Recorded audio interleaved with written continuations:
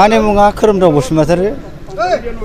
अबे राजखान्थि दोलोमोन नोंथाङा? आं एबिपि हानजानि कुसुगाव समस्तिनि कुसुगाव ब्लकनिनो जेनेरेल सेक्रेटारि एमोन।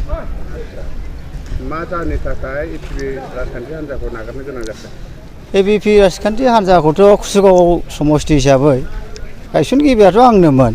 दा बिनि गेजेरावहाय आं जा नुबाय एबिपि राजखान्थि हान्जायाव सिङाव गोबां बेले बेजे दं, बेफोरखौ मिथिजोबनायनि थाखाय आं एबिपि हान्जाखौ नागारनाय जादों आरो। नोंजों लोगोसे साबेसे सोद्रोमा लानानै जगदान जाफैगोन?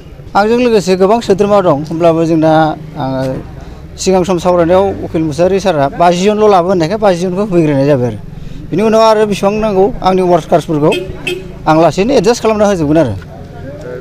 नोंथांजों फैफानाय सोद्रोमाफोरा माबाफोर बिबानाव दंमोन नामा? बिबानाथ' फ्रायानो दंजोबो।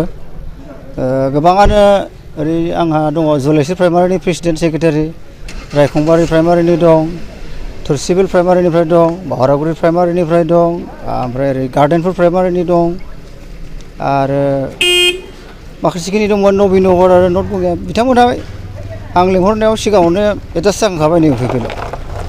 बेखौ आंनो मेसेजबो होखाबाय बिसोरो।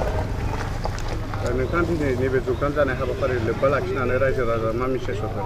रायजो राजानो आं बेखौनो मेसेज होगोन, जोंहा कुसुगाव समस्ति हिसाबै एबिपिनि जाखिनि केन्डिडेट बिथाङाथ' सिनायजानाय रावजोंबो सिनायजानायबो नङा। आरो सानसे समाव सोंबावदोंसै आङो, सारहा सोरबाफोर सासे जाथि दं नामा कुसुगाव होननानै। सासेबो जाथि गैया बेहा कुसुगाव, आंनि जाथि दं होननानै देखायनो हायाखै बि। ओमफ्राय सानबाय आङो, सासेबो जाथि गैया, दिनै नोंथांखौ देरहा होहरनानै आंनि फेभाराव आंनो नोंखौ मोनाबा गुवाहाटियावसो थायो, क'क्राझारावसो थायोब्ला रायजो राजानि सुखु दुखुखौ बोरै सुस्रांनो हागोन।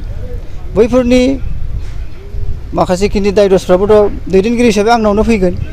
आरो जाखिनि नुबाय आङो, जोंहा गसाइगाव जिल्ला हिसाबै मोनबा समस्ति दं, बेयावबो गोबां बेले बेजे डिस्ट्रिक्ट हिसाबै दिनै गावना थांबाय गुमानिया, आरो फैबाय जोंहा लालजि बिथाङाबो इउपिपिएलआव हाबफैफिनबाय।